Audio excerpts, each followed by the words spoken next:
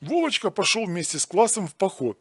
На привале он подсмотрел за Марьей Ивановной, когда она ходила в туалет. Вечером он заходит к ней в палатку и говорит: «Марья Ивановна, вы одна, и я один.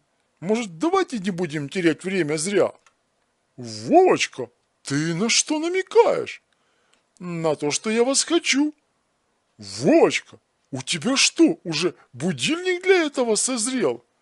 «Да, вот смотрите, как стоит». «Вовочка, заведенный будильник – это еще не значит созревший. Стрелка еще подрасти немножко должна».